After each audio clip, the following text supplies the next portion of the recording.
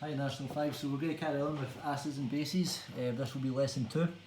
I've got 6 questions I'd like you to do for a starter. I've got 2 questions here and then 4 questions on the next page. So, which of the following statements correctly describes the concentrations of H plus ions and OH negative ions in pure water?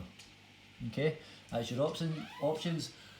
Don't write the answer out, just write A, B, C or D. Question 2, an acidic solution contains A, B, C or D. Okay. Question 3, in terms of pH, how do we know we have an acid?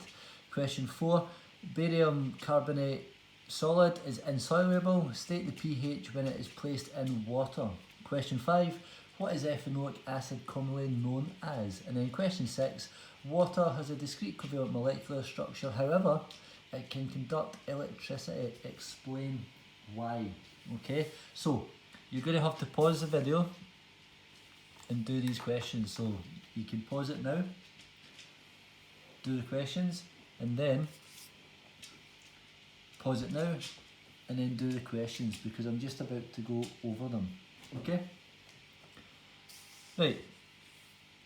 Question 1. Which of the following statement correctly describes the concentrations of hydrogen ions and hydroxide ions in pure water? Now, because it's pure water, it's got a pH of 7, and the only way we can get that is if the concentrations of hydrogen ions and hydroxide ions are equal.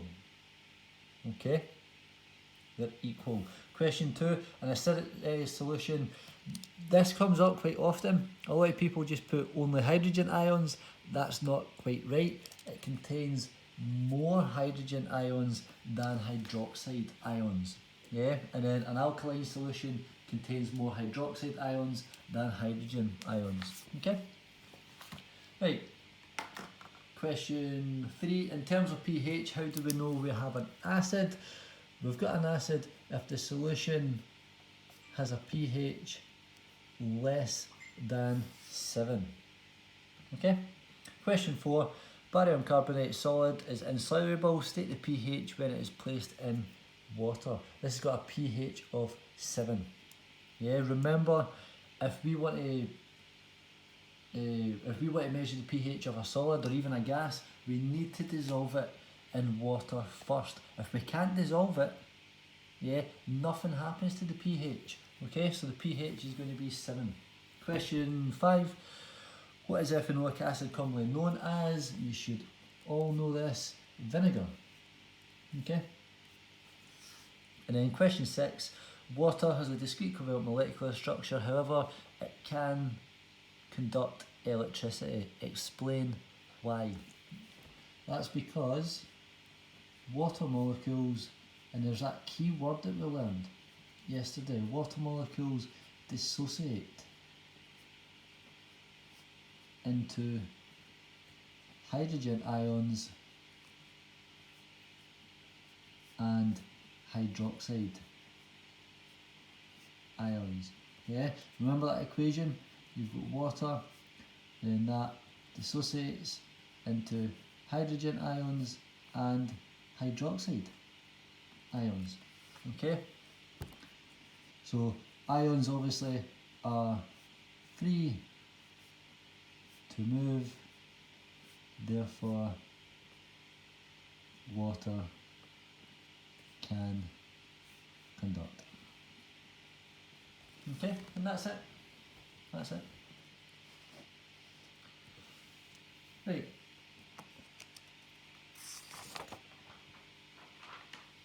So, get the heading, acids and bases, lesson 2, we are on. Okay, and the first things first, what we're going to do, let me just get my page, cool. So, first things first is we are going to look at dilution. Okay, and again, this is something that you did in second year as well. We're just going to look at it in a wee bit more detail regarding the hydrogen and hydroxide ions. Okay, so let's do a quick recap. Acids, you should know they've got more hydrogen ions than hydroxide ions. Yeah? Now, what we also spoke about yesterday is that if we've got an acid of a pH closer to 1, that means we've got more hydrogen ions. If it's closer to pH 7, that means we've got less hydrogen ions. Okay, and that's, we slightly brought in the terms strong acid and weak acid. So if we've got a pH of 1, they tend to be strong acids, and if the pH is closer to 7, maybe 5, 6, they tend to be known as weak acids. Now, if we look at alkalis, yeah, it's pretty much just the opposite. They have more hydroxide ions than hydrogen ions. Okay, so this time, if it's closer to pH 14, because remember we're at the opposite end of the scale, so if it's closer to pH 14, we are going to have more hydroxide ions, and if the alkali is closer to pH 7, then we're going to have less hydroxide. Oh, sorry, not OH plus, that's my fault. OH minus ions. Okay? Now, if we want to dilute an acid and alkali, so to dilute an acid and alkaline, you probably already know this, okay? We add water. Yeah, very much like how if you've got some sort of orange, diluting orange, you would, in order to dilute it, you add water. Okay, it's the same thing here. Now,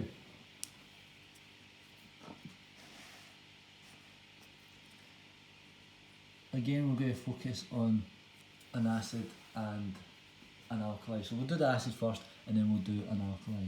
So if we add water to an acid, the pH increases, and this is important, it increases towards 7. Okay, so if we've got a pH of 1, we add some water, the pH increases, it'll go to pH 2, and then if we keep adding water, it'll go to pH 3, then 4, then 5, all the way to 7. What's important is that it doesn't go above 7, yeah, because water's a neutral solution, so that has a pH of 7, so it doesn't matter how much water we add, it will never go above 7. So if we add water to an acid, the pH increases towards 7. And that there, if I take my highlighter, that full sentence, you need to know that. Okay? You need to know that. Now, what this means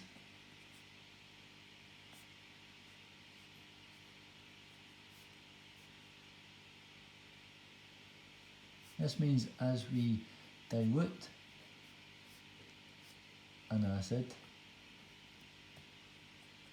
the concentration of H plus ions decreases. Okay, remember what we said up here? If we are closer to pH 1, we've got more H plus ions. So if we dilute that, we're increasing the pH closer to 7, and we're going to get less H plus ions. So this means as we dilute an acid, the concentration of H plus ions decreases. And again, that's so important. Okay, I'm not going to highlight it all, it's just easier for me to do that. And you need to know that. Okay, now, an alkaline pretty much works the same way, but it's the opposite really.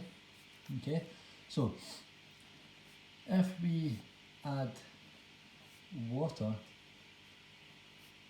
to an alkali,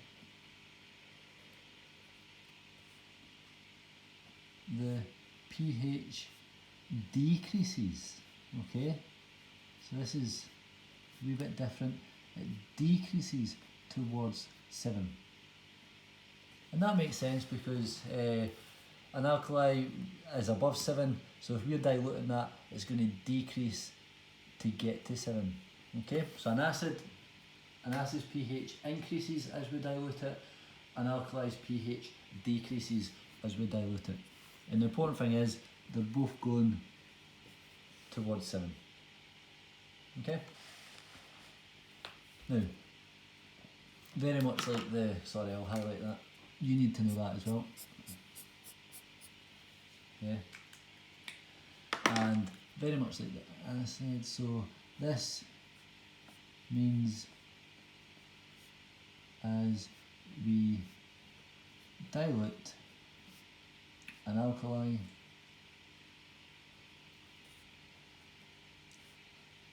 the concentration of hydroxide ions decreases.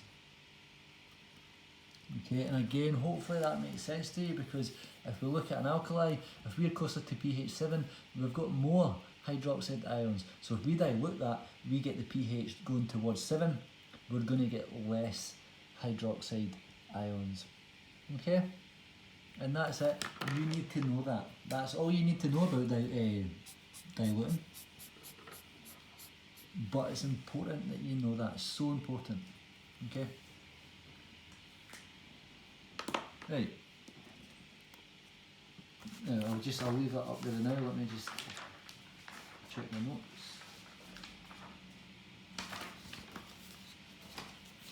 What we're going to do now, just get another bit of paper,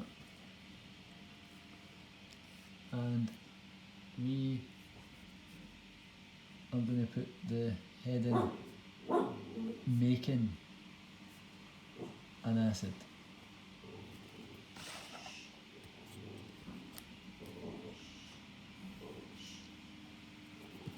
Okay, so we're going to look at how do we make an acid, okay? Because we've spoke about what an acid is, what it can do, but we've not actually spoke about how do we get an acid, okay? So first things first, acids are made from non-metal oxides. Now, I do have a periodic table here. You should know this from first year really, but if I show you a periodic table, you should know that all the non-metals are to the left of the stairs. So the stairs go like that. Yeah, and obviously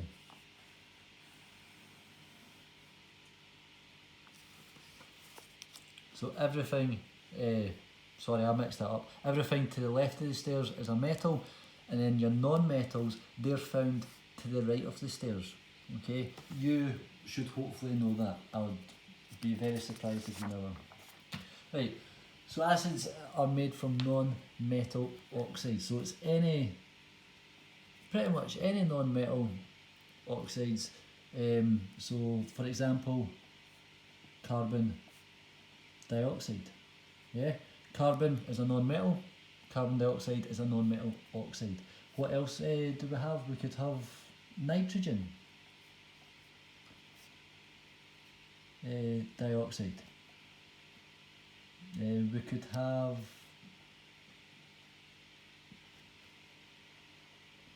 sulfur dioxide. Doesn't always have to be dioxide. It could, I mean, you could create an acid using carbon monoxide or carbon trioxide or whatever. Okay, the theory is still there. So acids are made from non-metal oxides. And what's important here? I'm going to come back to this later on, but the non-metal. In fact, let's write this in caps. The non-metal has, let's just start over. The non-metal oxide has to be soluble in water. Okay, and that is so important. Yeah, remember what we say, that if we can't dissolve a gas or a solid, then nothing's going to happen to the pH. So that is so important there. The non-metal oxide has to be soluble in water. I'm going to come back to that, but just bear that in mind. Okay. Now, what happens? You need to know. You're going to learn of two sort of reactions. Okay. You are going to start with a non-metal. Okay, just a non-metal. So, for example, we could use carbon. Yeah. So a non-metal plus oxygen. So we're going to burn it. Okay, and you should, again, hopefully you know that anything that we burn, we're essentially adding oxygen to it. So a non-metal, we burn that in oxygen, and then that is what's going to give us our non-metal oxide. Okay, now the second reaction is we're going to take that non-metal oxide, yeah, and we're going to dissolve it in water, and only if that's soluble will we get an acid. Yeah, and that's so important. You need to know those two equations. So a non-metal, we burn it in oxygen and we get a non-metal oxide. We then take that non-metal oxide, yeah, we dissolve it in water, and that's what's giving us the acid. And it's only if that non-metal oxide is able to dissolve in water will we get that acid. Okay. Now, there are 3 common acids. Okay, and these 3 common acids you need to know. Okay, I've got people in my higher class that still don't know this, but I've got a feeling you guys will.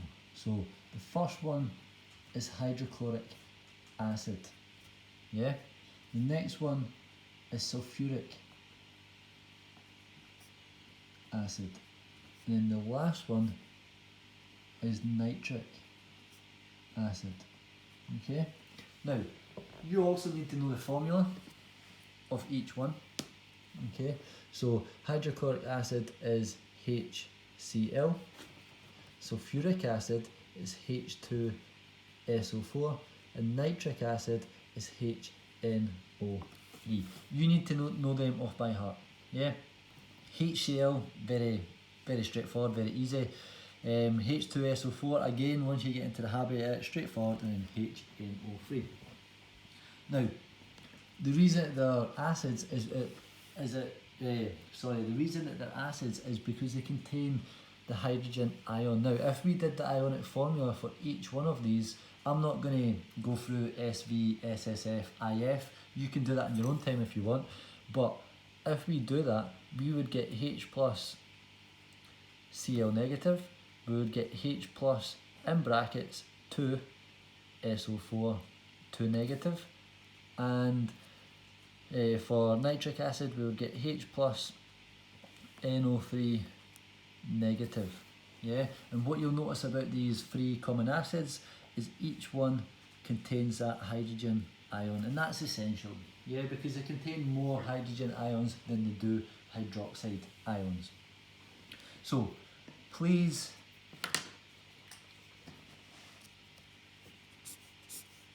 make sure you know them off by heart. Okay, you're not going to get them straight away. You're not going to remember them the next day. You need to look over these notes on a daily basis, because we are getting closer to that big assessment. So make sure you do that. Now, I'm going to show you, what am I going to do? I'm going to show you how to make sulfuric acid. Okay? So, what we're going to do Sorry, what we're going to do,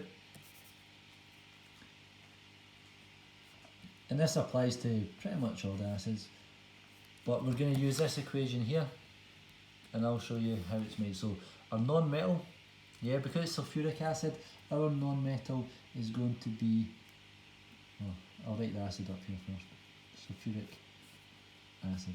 So our non-metal is going to be sulfur.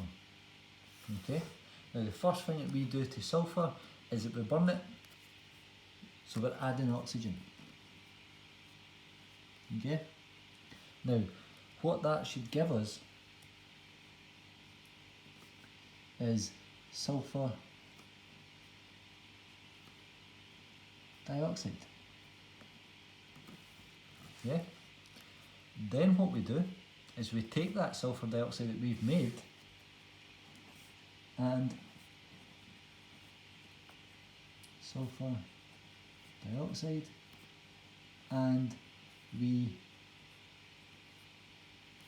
dissolve it in water, and unfortunately sulfur dioxide is soluble, so the pH is going to change, and that is how we create our sulfuric acid, which is pretty cool. Yeah, and that works for them all. Carbon dioxide, carbonic acid, we would take carbon, burn it, add oxygen to it, we get carbon dioxide, and then that carbon dioxide we can add water to it, and then we can form carbonic acid. Okay, now what I'm going to do is I'm just going to prove that this actually works. Okay, now unfortunately I'm at home, I'm not in the school lab, so I can't do any of the burning, but I'm going to prove that this step works. The non-metal oxide dissolving in water gives us an acid. Okay, now what I've got here, so I've got some water, okay, and I just got that straight from the tap, and I've got my universal indicator, okay, and all I'm going to do is I'm going to put a wee bit more than that, a few drops, and I'm going to give it a stir so it goes green. Okay, and we know this is water, well, a neutral solution, because it's turning universal indicator, the universal indicator, sorry, is turning the water green. It's got a pH of 7. Now, look at what I said back here. Okay, this is just water. Okay, now if we add water to a non-metal oxide, we should get an acid. Yeah, so an acid's got a pH of less than 7, remember, so that can range, if we were to add a universal indicator to an acid, it would go red, orange, yellow, a colour like that. Okay, now a non-metal oxide, again, unfortunately I'm not in the lab, so I don't have access to a lot of them. However, I do have access to one. I've got access to carbon dioxide. In fact, we've all got access to carbon dioxide, because we breathe in oxygen, and what is it we breathe out? Carbon dioxide. So what I'm going to do, not just yet, but I am going to get my glamorous assistant, Mrs. McClay, and what she's going to do is she is going to put a straw into this beaker of water. She's going to blow into the water, and that way carbon dioxide is going bubbling through the water, and hopefully if I'm right in what I'm saying, this colour should change. So Mrs. McClay, if you can put the straw and start to blow through it. Okay, now what's happening is Mrs. McClay, she's blowing carbon dioxide, that's dissolving into the water, and if you take the straw out, how cool is that? It's turned the water into an acid. Okay, and we know that because the universal indicator has turned a sort of yellow colour.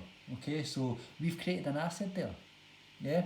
Now, the cool thing about this is that if we left this, I'm not going to do it this video because it takes too long, but if we left this for a long time, what happens is that the carbon dioxide will leave the water and it will go into the air, and when that happens, this colour would go back to green because it's the water, yeah, and then we could just rinse and repeat. So yeah, that's us, just proved that if we take a non-metal oxide, we dissolve it in water, we will in fact get an acid. That's pretty cool. Thank you, Mrs. McClay, you are an absolute superstar. Right.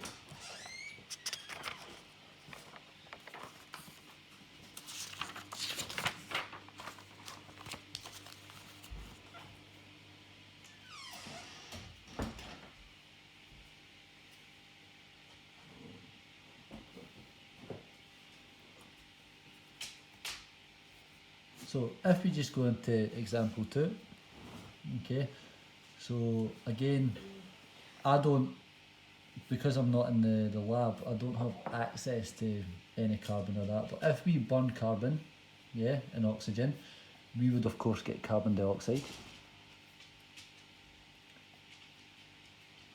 And then if we took that carbon dioxide, like what we just did, yeah, we blew into the water and we dissolved it in water, we would get carbonic acid, which is pretty cool, yeah. And the same thing would happen for nitrogen, yeah. If we burn nitrogen, we would get nitrogen dioxide, dissolve the nitrogen dioxide in water, we would get nitric acid, yeah. That is cool, it's pretty cool. Now, I've got a question that I would like you to think about, or you can attempt it if you want, okay? So,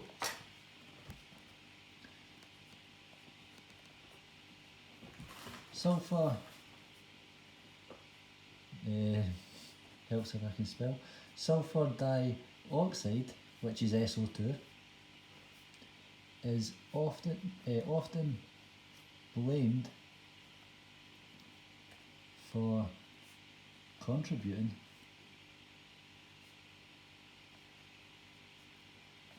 to pollution. Yeah. Sulfur dioxide often often blamed for contributing to pollution. What I'd like you to think about, what is this pollution?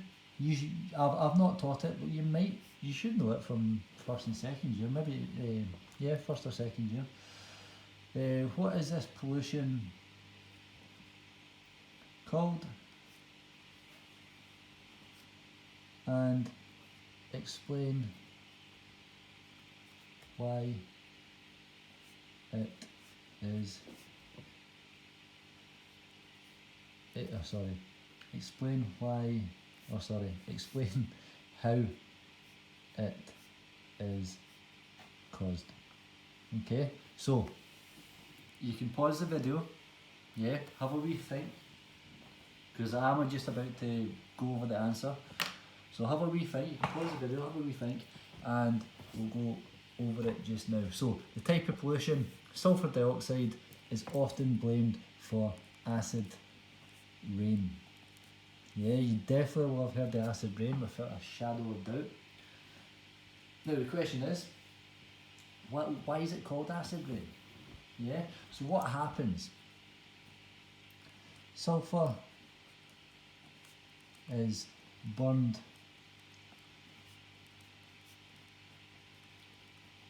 in factories, etc., and this releases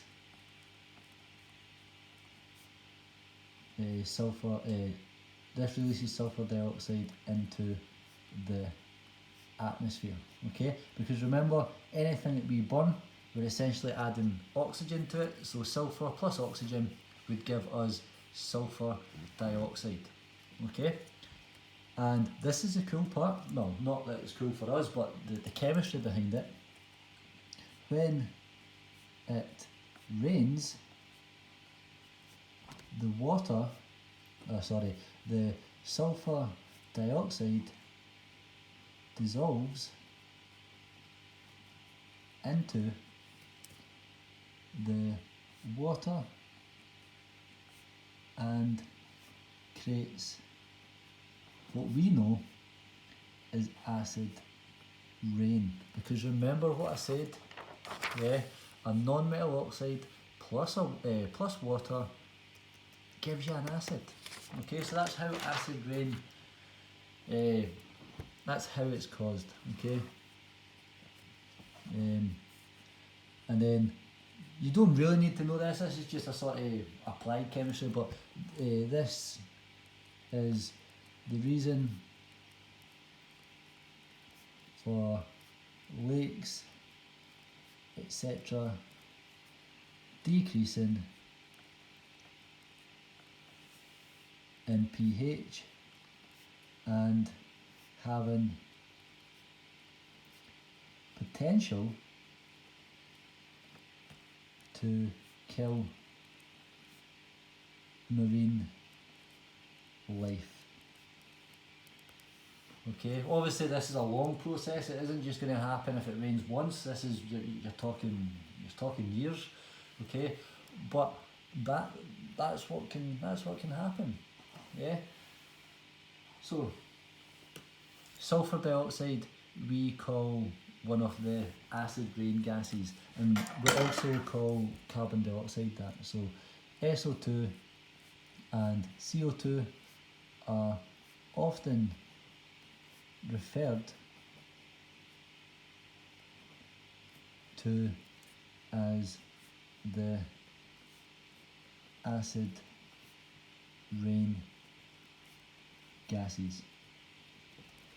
Okay, and that's how I always remember that non-metal oxides dissolve in water to form an acid, because I know that SO2, sulfur dioxide, and CO2, carbon dioxide, they dissolve in water to give you an acid.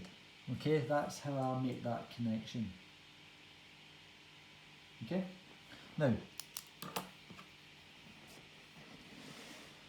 here's another question, and this will be the last, and then you guys, I'll put up some questions on Teams for you to do. So, question: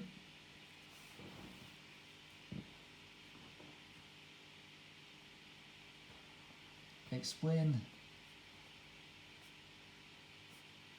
why when silicon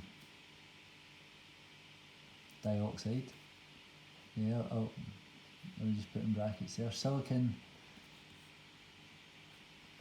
dioxide, so explain why when silicon dioxide is placed in water, no acid is produced. Okay, so again, you can pause the video, have a wee think. You don't even have to write the answer down because I'm just about to do it, but have a wee think. Explain why when silicon dioxide is placed in water, no acid is produced. Why is that? Okay, and it's quite simple, and it brings it back to what I said at the start of this. Silicon dioxide is insoluble in water. So in other words, it doesn't dissolve in water. And remember what I said right at the start of this, if something can't dissolve in water, the pH remains unchanged. And that's a question that SQA like to ask year in, year out. And it's a tricky one, but it's one that you need to get, okay? So just bear that in mind. Now, that's us finished that. But just to recap what we've done, we have spoke about dilution. Okay, so if we dilute an acid, the pH goes up towards 7, and we're getting less H plus ions. If we dilute an alkali, so if we add water, the pH decreases towards 7. Okay, and that means we are getting a lower concentration of the hydroxide ion. Yeah, need to know that. The next thing that we did was making an acid. And again, remember, you need to know your two equations. Yeah, you need to know that if we take a non-metal and burn it, we'll get a non-metal oxide. If we take that non-metal oxide, dissolve it in water, we get an acid every time. But the non-metal oxide has to be soluble. I can't stress that enough. Yeah, the three common acids you need to know: HCl, H2SO4, HNO3, hydrochloric, sulfuric and nitric acid. You need to know that. Yeah, and you also need to know this wee bit about the acid rain. Yeah, you need to know that your sulfur dioxide, your carbon dioxide, that's your acid rain gases. Yeah, you need to know how that sort of works. Okay, so what I'm going to do, obviously we've got a double, so I'll put up some questions in teams and you can get some consolidating done. Okay, right, thank you.